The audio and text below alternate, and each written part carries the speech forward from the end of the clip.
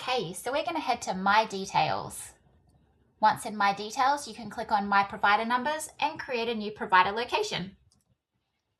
You'll be able to read through the privacy notice and make sure that you're eligible. And then scroll down and click Next. Don't forget to scroll. I did.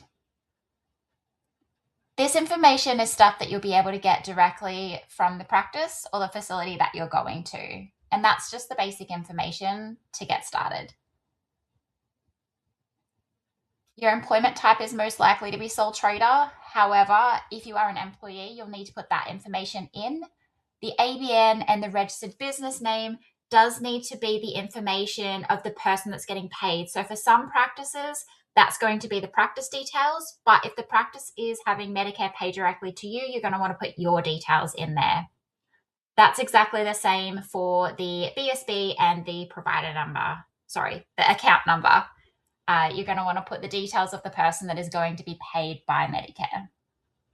You'll do your declaration, the final information, and then you'll submit.